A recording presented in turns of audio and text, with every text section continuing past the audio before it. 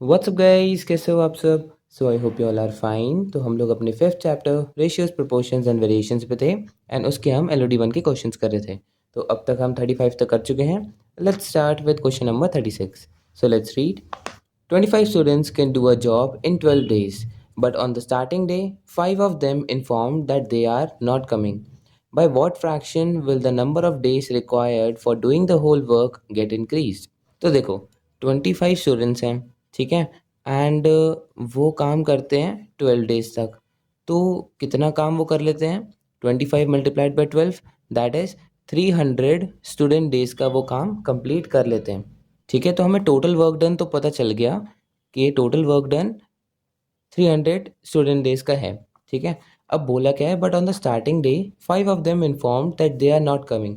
तो अब इन 25 स्टूडेंट्स में से क्या हुआ, 5 छोड़ के चले गए। ठीक है, अब बताना है हमें by what fraction will the number of days required for doing the whole work get increased. तो डेज में कितना डिफरेंस आया, फ्रैक्शन में बताना है। ठीक है, तो देखो, टोटल वर्क डन उतना ही रहेगा, है ना, एंड स्टूडेंट्स कितने हो गए, स्टूडेंट्स हो गए 20। ठीक है, multiplied by number of days हमें फाइंड करना है x, and total work done उतना ही है 300 स्टूडेंट डेज का। ठीक है, तो इससे हमें नंबर ऑफ डेज पता चल जाएंगे, दैट इज 300 डिवाइडेड बाय 20, कितना आ जाएगा 15। तो देखो, पहले हमें कितने डेज लगते थे, पहले हमें 12 डेज लगते थे, अब हमें कितने डेज लगते हैं, 15 डेज लगते हैं। तो कितने का डिफरेंस आया, 3 डेज का डिफरेंस आया, है ना, 15 डेज माइनस 12 डेज। तो अब देखो, डिवाइडेड बाय पुराना कितना था डेज, 12 डेज। ठीक है, एंड अगर हमें परसेंटेज निकालना होता तो हम मल्टीप्लाइड बाय 100 कर देते, तो कितना इंक्रीज हुआ उसकी परसेंटेज आ जाती। लेकिन अब पूछा क्या है, फ्रैक्शन हमें पूछा है, तो हम मल्टीप्लाइड बाय 100 नहीं करेंगे, डी से डी कैंसिल हो जाएगा, 3 टाइम्स 4, तो ये आ जाएगा आपका answer 1:4। Option number D is your answer. ठीक है, इजी था ना। Now question number 37। A dishonest shopkeeper mixed 1 liter of water for every 3 liters of petrol and thus made up 36 liters of petrol. If he now adds 15 liters of petrol to the mixture, find the ratio of petrol and water in the new mixture. तो देखो, ये भी बहुत easy है। तो क्या बोला है, एक डिसऑनेस्ट शॉपकीपर था जो क्या करता था, हर 3 लीटर के पेट्रोल पे वो 1 लीटर का पानी मिला देता था।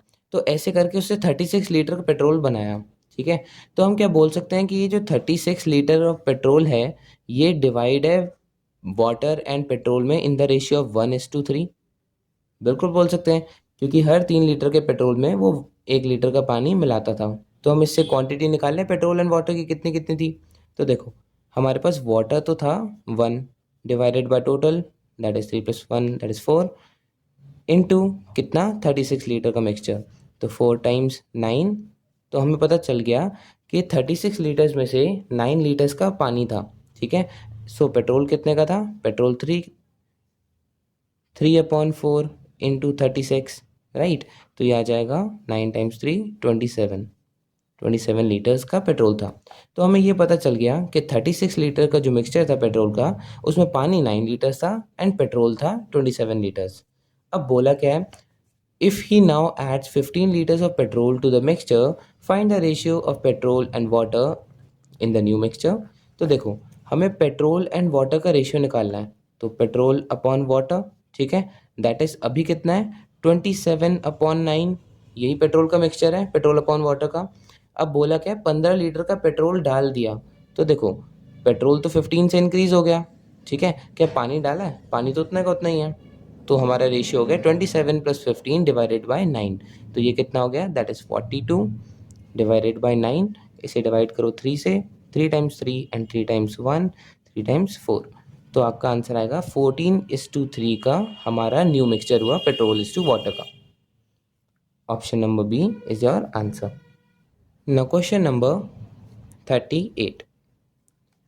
Rupees 3000 is distributed among P, Q and R such that P gets 2/3 of what Q and R together gets and R gets 1/2 of what P and Q together gets. Now find R's share. तो देखो क्या बोला है, 3000 का एक amount था जो कि डिस्ट्रीब्यूट होना था किन में, P में, Q में एंड R में। ठीक है, एंड कंडीशन क्या दे दी है कि P gets 2/3 of what Q and R together gets. तो हम ऐसे लिख सकते हैं कि P is equal to 2/3 multiplied by Q plus R, बिल्कुल लिख सकते हैं। तो हमारे पास एक इक्वेशन तो ये आ गई। दूसरी क्या इक्वेशन है, and R gets 1/2 of what P and Q together gets.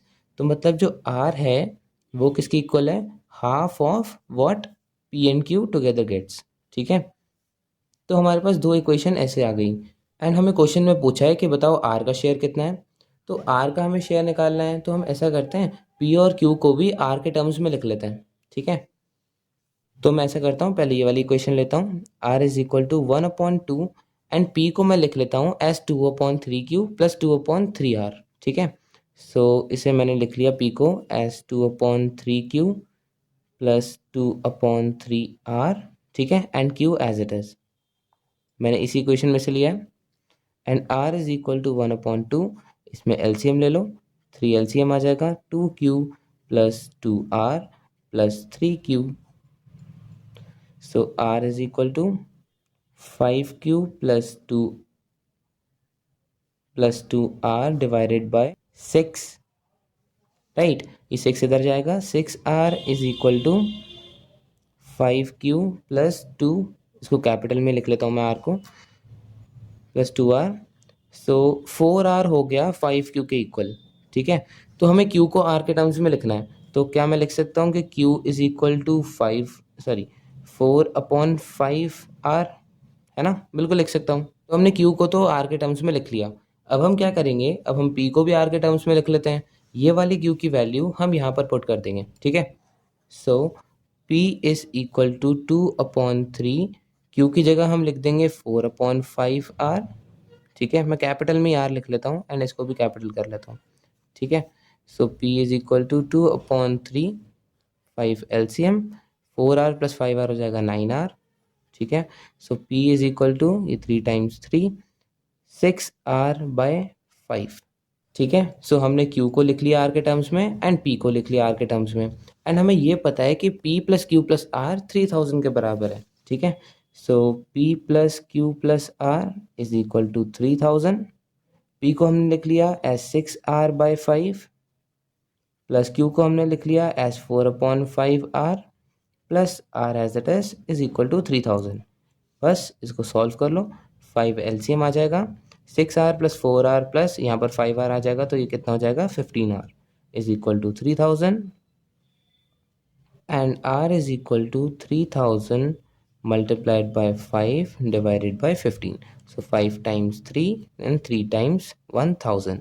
So R का शेयर हमारे पास कितना आ गया, ₹1000 is your answer. Option number B. Now question number 39. If the ratio of the ages of A and B is 2:5 at present and 15 years from now the ratio will get changed to 7:13, then find A's present age.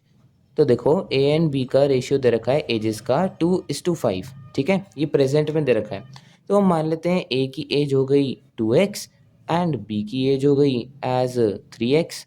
Right, तो इनका ratio हम ऐसे लिख सकते हैं, A/B को A/B की as का 2x/3x। राइट, तो अब बोला क्या है कि 15 ईयर्स फ्रॉम नाउ, मतलब 15 साल के बाद, the ratio will get change to 7/13। So अभी तो 2x/3x है, 15 साल के बाद कितना होगा, दोनों की एज 15 साल से बढ़ जाएगी, तो इसकी कितनी होगी 2x + 15 एंड बी की कितनी हो जाएगी 3x + 15। तो ये किसकी इक्वल है, ये इक्वल है 7/13 के। बस यही हमें चाहिए था, अब तो आंसर आ जाएगा। सो 2x + 15 को 13 से मल्टीप्लाई करो तो ये आ जाएगा 13 × root 26x plus 15 multiplied by 13, ये आ जाएगा 195 is equal to 7 3 = 21x plus 15 7 = 105। तो इसको इधर लेके जाओ, ये आ जाएगा 5x is equal to, sorry यहाँ पर 5 था, ठीक है, इसे करेक्ट कर लेना। सो 7 5 = 35 यहाँ पर आएगा। ठीक है, सो 105 को उधर लेके जाएंगे, 195 माइनस 105 कितना हो जाएगा 90 इज इक्वल टू, इसको उधर लेके जाओ 9x। ठीक है, सो x की वैल्यू आ गई हमारे पास एज 10। ठीक है, तो हमें पूछा क्या था, then find age present age. तो a की प्रेजेंट एज कितनी मानी थी हमने एज 2x, तो कितना हो जाएगा 2 × 10 that is 20 years is your answer. Option number A.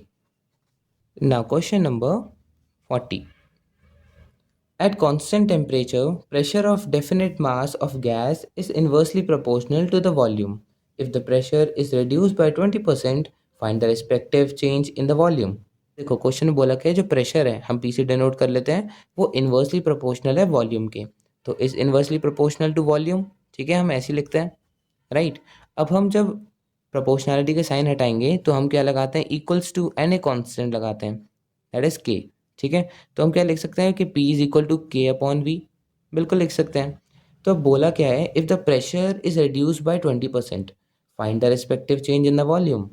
तो देखो प्रेशर पहले था P एंड वॉल्यूम को हमने मान लिया V1 मान लेते हैं, ठीक है, यहाँ पर भी 1 मान लेते हैं। तो K कितना आया, K आया P इंटू V1, ठीक है। अब बोला क्या है, प्रेशर जो है वो 20% से कम हो गया है। तो ओल्ड प्रेशर कितना था, ओल्ड प्रेशर था P, ठीक है। तो न्यू प्रेशर कितना हो गया, 20% से कम हो गया है, मतलब क्या हम बोल सकते हैं 80% के बराबर हो गया है, बिल्कुल बोल सकते हैं। सो 80% ऑफ P, तो ये कितना आ जाएगा एज 4/5। सो 4/5 P हमारा है न्यू प्रेशर। अब देखो ओल्ड वॉल्यूम कितना था, ओल्ड वॉल्यूम को हमने माना था as V1 and new volume कितना होगा वो हमें फाइंड करना है, ठीक है। तो देखो हमें पता है कि P इज इक्वल टू के अपॉन वी होता है, ठीक है। तो पुराना प्रेशर तो P था, अब कितना हो गया, न्यू P हो गया एज 4/5P के बराबर, ठीक है। एंड कांस्टेंट हमने कैलकुलेट किया था वो कितना आया था, P इंटू V1, ठीक है। तो इसे लिख लेते हैं P into V1 and new हमें वॉल्यूम निकालना है, तो न्यू वॉल्यूम कितना हो गया, हम न्यू वॉल्यूम को हम यहाँ मान लेते हैं एज V2, ठीक है।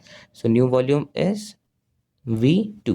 तो देखो V2 को हम इधर लेके जाएंगे, ठीक है, and P upon V1 upon P को हमने इधर लेके आए एंड सिमिलरली 5 को हमने यहाँ लिखा एंड 4 को हमने यहाँ लिखा। सो P से P कैंसिल हो जाएगा एंड हमें दूसरा वॉल्यूम पता चल गया कि जो नया वॉल्यूम आएगा वो 5/4 V1 के बराबर है, ठीक है। तो अब ध्यान से देखो, पुराना वॉल्यूम था, ओल्ड वॉल्यूम था V1 एंड न्यू वॉल्यूम कितना है, न्यू वॉल्यूम है V2 और V2 की वैल्यू कितनी है 5/4 V1। तो डिफरेंस कितना निकला, देखो ना, पुराना V1 था एंड नया था 5/4 V1। एंड हमें क्वेश्चन में क्या पूछा है, find the respective change in the volume and percentage इसमें ऑप्शन है, तो हमें परसेंटेज में चेंज बताना है। तो चेंज कितना हुआ, new minus old, 5/4 V1 minus V1, ये हमारे पास चेंज हो गया। एंड क्योंकि हमें परसेंटेज में बताना है तो हम डिवाइड करेंगे पुराने वाले से, पुराना कितना था V1 इंटू 100, ऐसी परसेंटेज निकलता है, राइट। सो इसका एलसीएम ले लो 4, सो 5V1 minus 4V1 upon V1 into 100। सो ये कितना आ जाएगा, V1/4 upon V1 into 100। So V1/4 V1 into 100 and V1 से V1 कैंसिल, 4 टाइम्स 25। सो 25% आपका आया change. So option number B is your answer. So these were the solutions from 36 to 40। I hope आपके समझ में आया होगा। कोई भी दिक्कत हो तो उसे कमेंट सेक्शन में पूछ लेना एंड अगर वीडियो अच्छी लगी so don't forget to like, share and subscribe to our channel and thank you so much for watching.